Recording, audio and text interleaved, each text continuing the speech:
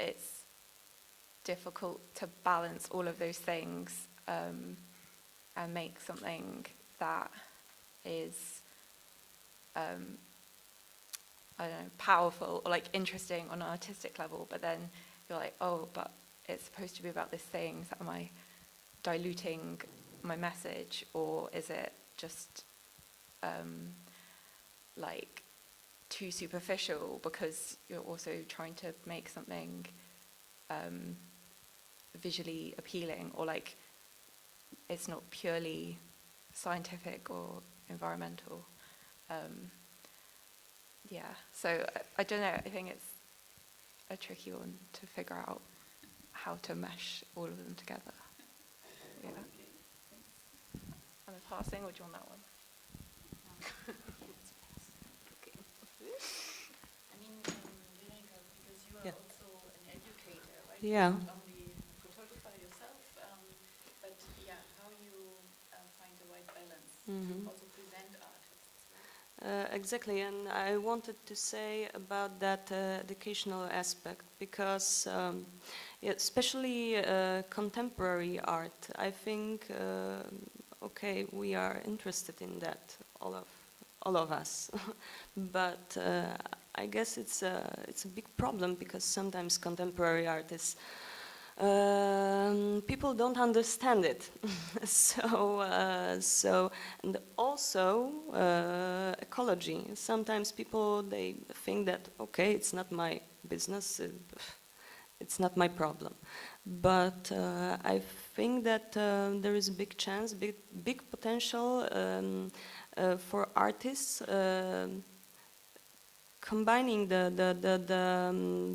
contemporary art, but also with performative actions, with some kind of activism, with education, because then I think it's more powerful for people, more understandable also. Thank you. And our next question is that how do you see the production, distribution of artists in the future? Shall we do the same round? Or backwards? Yeah. Distribution of artists, that is a hard question also, really. As a person that works in an institution, in a gallery, especially for young artists, it's very, very hard.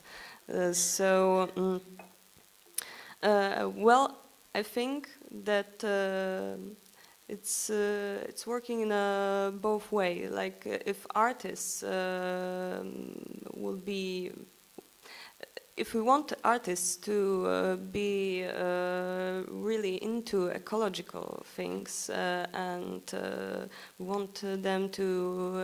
want interest them, so we have to give them something also. So this kind of projects as we are making here, I think it's like a good, it's something that catalyzes. Yeah, and I think that the effects will be there will be a more effects later, even when the project will stop. But I think that sometimes this price even is something that for artists, especially for emerging artists, is something really, really good. And so the distribution of, so can you repeat the question? Sorry. Production, distribution of artists In the future. in the future. What do I think it'll be like? Mm-hmm. Yes. Well, I think, like with the internet and social media and stuff, it's much easier to find like-minded people and for people to showcase their art and have it seen by more people and more like-minded people. But then that is also much more sort of fleeting, because you can just see something on Instagram and then you just scroll past. So then kind of, I guess, physical art becomes more important. Like, I think, like big things where you experience them and stuff, or if there's like a temporary nature to something, so it's like you can only experience it and then it will be gone. I think maybe that is like the kind of art that will maybe have a longer lasting impact on people.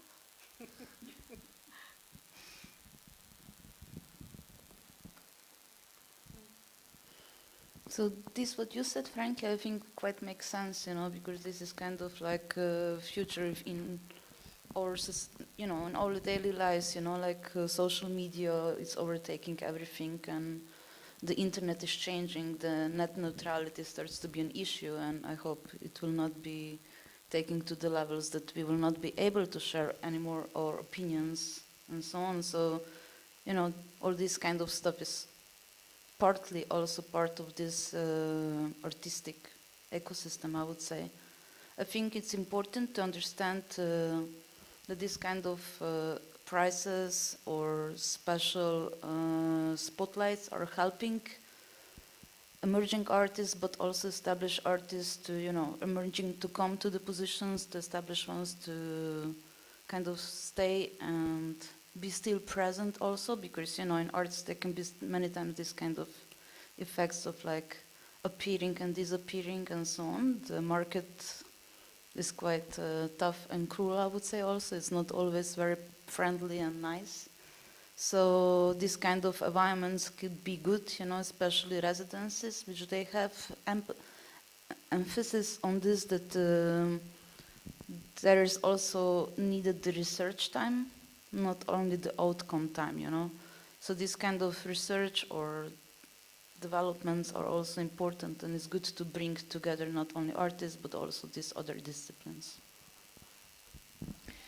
Yeah, I must say that I often see artists a bit disconnected, whether to ecological issues or to innovation processes. So how is it for you to be connected or to be involved in this process of social change? How are you recognized by artist friends and so on? So is it an easy, life, or you are always questioned by artist colleagues? So how is it? We go again like this now? Okay. So, like, I'm in a specific field where it's very strong international community also, I would say. In that one, I feel comfortable because I found my, not people, but community, which I can share this, what is happening. So I kind of have my quite wider circle of people which they're interested in similar topics, or we are doing or working on similar way of thinking and being. I see that also at universities there is more and more these art science programs, and also there is more and more these PhDs which they're more practice-based, which is more like leveling to the work and what art is actually doing, because mostly it was before just possible to do the theoretical PhDs, which they have been then giving this kind of distance to the real practice. Instead of the, like, I'm within this other specificity, but instead of this kind of wider contemporary art field, I always say there's so many different ways how to navigate and how to express yourself, so it's really hard that I, as somebody who is doing that, would point fingers at some practices. I wouldn't say that I agree, but I'm pretty sure it's not with everything what is expressed and shown, but it's like depending how something is also coming across. That's my.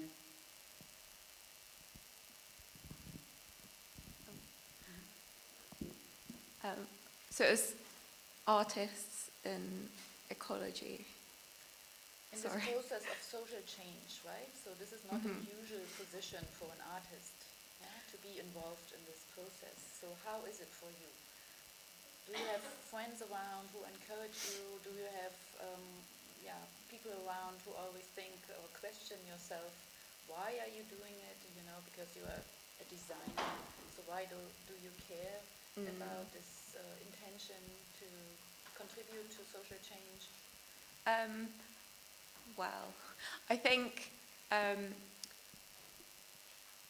design, like, I really like design, and it's very interesting and, you know, like fun to just make whatever you want and think about materials, or just make something from a purely conceptual point of view or functional.